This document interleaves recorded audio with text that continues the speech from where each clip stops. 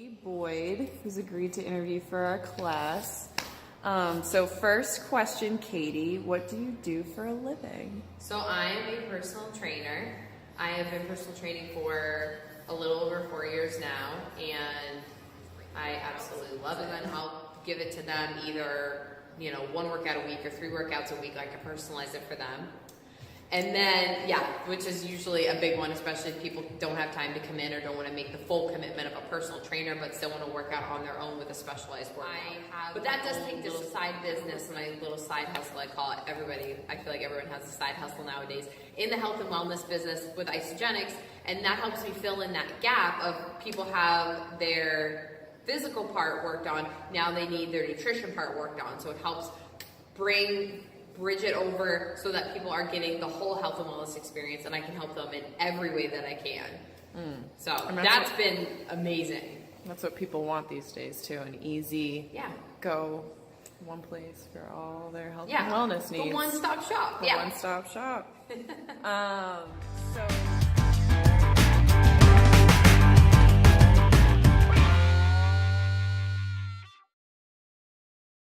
I actually started out in college as somebody who wanted to be in the hospitality field.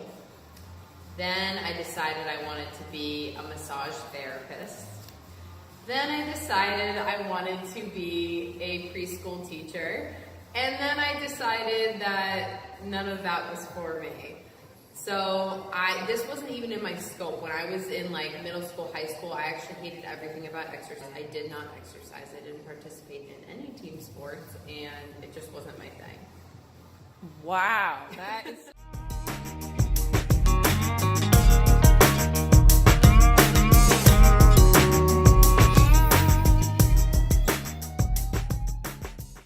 For early childhood education, I did that for 2.5 years, and then I was like, wait, I don't like this. This isn't the career for me. I liked it in the sense that I liked working with kids, but then the financial piece of it, a lot of people weren't satisfied in that field, and I was like, okay, maybe I should look somewhere else. And then I caught the workout bug, where I was like, oh, I like working out, I like exercising, I like the way it makes me feel. So then I started to tap into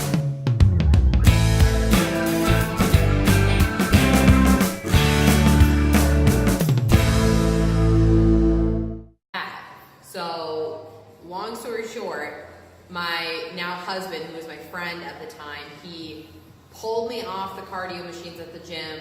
He put me in front of the weights and was like, lift these weights. And I was getting results. I was showing my friends how to work out. I was showing my family how to work out. And then he's like, why don't you get paid for this? And I was like, oh, brilliant. So I quickly got online, found the fastest course I could find on how to be a personal trainer, and within 6 months I was certified. That's amazing. Yeah, it's so great. It's probably one of the easiest professions to get into.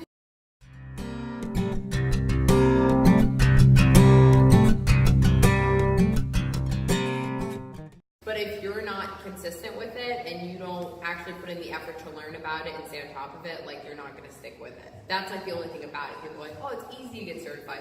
Well, no, because you actually have to put in the work, you have to study. But I was just I was determined and ready and passionate about it. So you had finally found that everything aligned. So did you take that course all online, or was some of that in person? It was all online. The particular one that I took, I had to do an internship with a gym, which I just used the gym that I was already working at, the front desk.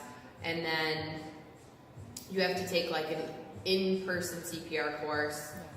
You have to do a lot of work on your own, but they do, depending on which program you choose, you have to either be plugged in with the community or do things with other gyms. I took the biggest course I could find that had the most out of it, so I had to do a workshop and work with other people and already get accumulated credits toward it, which I find really helpful. I tell people who want to get into this, if you're going to, make sure that you invest in the biggest one, because that's going to give you the best, if that makes sense. So you kind of want to get the most bang for your buck. So you want to make sure that you're getting the biggest package with all the opportunities in there, and that way you're the most knowledgeable and you walk in with the most hands-on experience.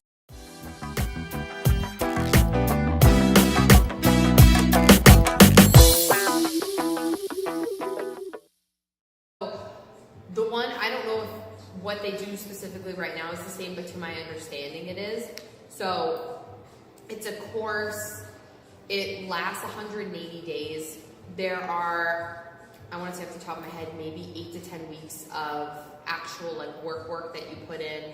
The package that I got had a free test, a free retest in case I failed, and then a workshop that I was talking about, helping you hook you up with a job with gyms. Like it had job security, meaning they said get a job or your money back, but you have to like be applying for jobs and showing up and all that. And you got all the materials that came with it, like the books and the online courses that they put in there. So that for me was ultimately what I wanted. I wanted the most in this, like in the smallest amount of time. So I definitely think that's worth it. Very cool.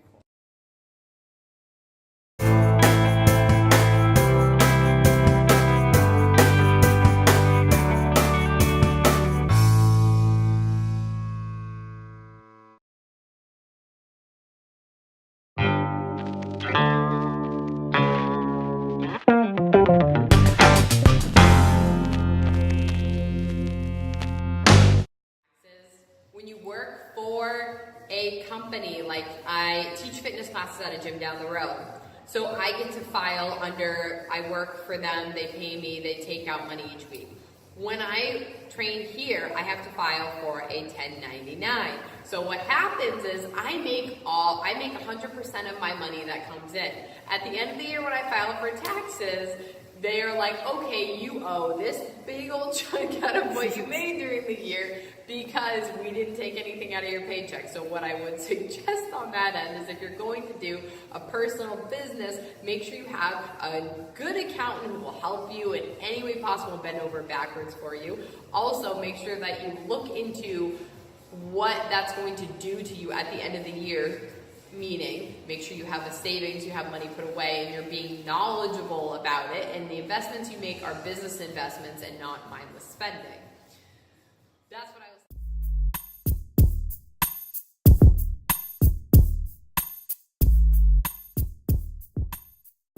Hours do you work as a personal trainer?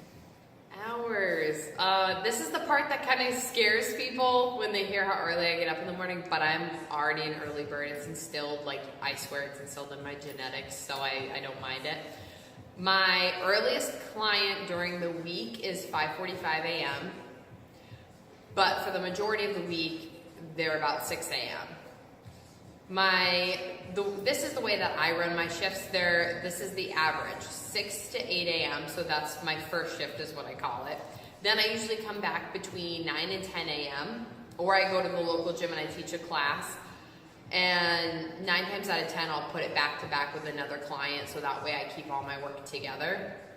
And then I'll usually be done around 11 or 12 p.m.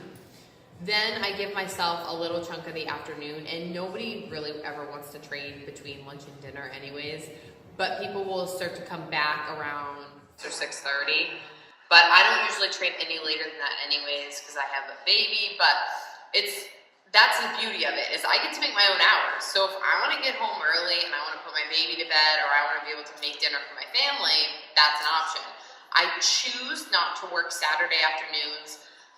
Sunday, I give myself the entire day off. It's a non-negotiable, because for me, I have enough hours during the week logged that I don't need to work those hours, but also if I want to spend more time doing something else, or if I want to not have a commitment already made, like if somebody's like, hey, are you free to go out to dinner this week? I'm like, yeah, I have Saturday and Sunday night off. Perfect. Retail or restaurant business, they're busiest on Saturday and Sunday because people like me are taking my free time and going out and shopping and going to the restaurant. So, that's always that is definitely the biggest perk of doing this, is being able to set up your own hours and have it be consistent and work out the way that I need it to fit into my schedule and what works best for me. Like, I'm an early bird, so I work early. I'm not a night owl, so I like to get home early. Sunday, I give myself the entire day off. It's a non-negotiable, because for me, I have enough hours during the week logged that I don't need to work those hours, but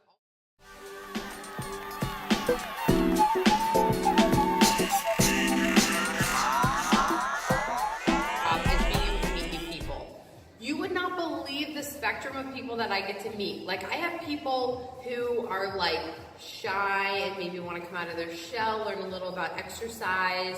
And then I have people who are these like wild personalities. Like, I've met people who, 2 of them are literally like family. I've been doing this 4 years, and 2 of them I've known for 4 years. And they are part of my life. I would consider them family. Like, they've grown into my life. They've filled in these gaps in my life. And it's people like have brought me in gifts for holidays and my birthday, just like filling this space in my heart that I'm like, oh my goodness, like so sweet, so overwhelming. Just always being there. Like, I've had one of my clients give me a ride to the airport before, like, but she pretty much forced it on me.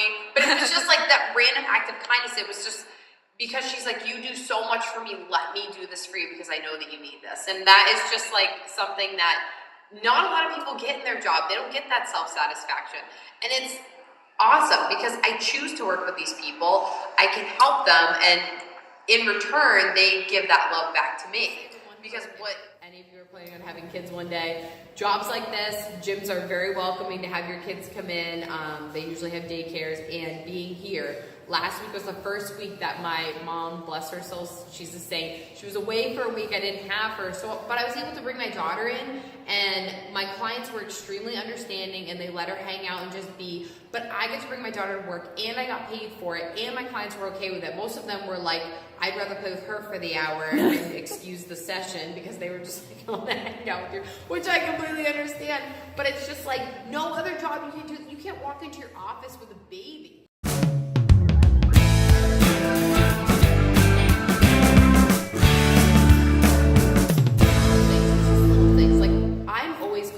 My hands are always freezing in the winter.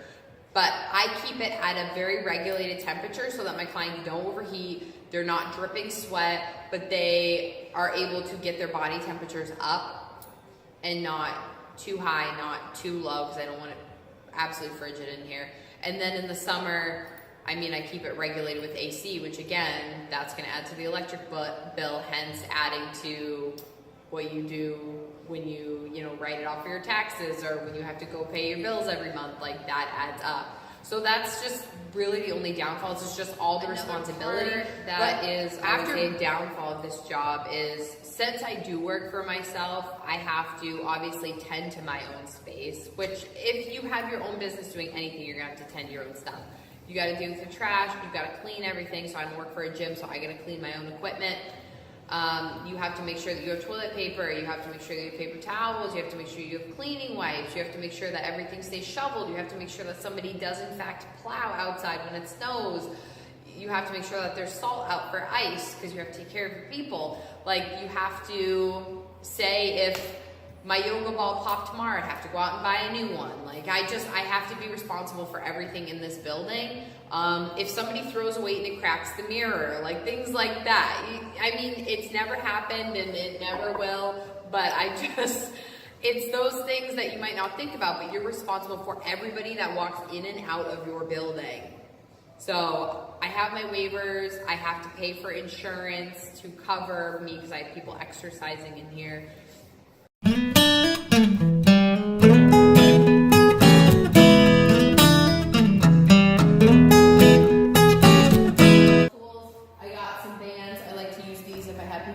Pull-up bar over here. It helps them be able to do pull-ups if they can't.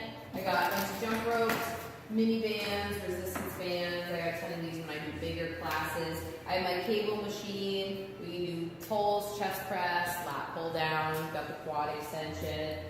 This is my little decline bench. You do sit-ups on it, decline exercises. Then I got my flat bench over here, which can also come up to an incline. I got my barbell that's not attached, so I can bring it down and use it. I have little extra things up here, plates to use on the barbell. I have my treadmills over here, my rower machine. This is a hip thruster. You can use a barbell, you can use a band on it, which is super cool. Some balls at the bottom, different foam rollers. So this is mainly like the stretching area. Everyone's favorite tool once they learn how to use it, the TRX. And then I got my stepper stacked here, and then the whole floor is to be used. So, matted floor, love it.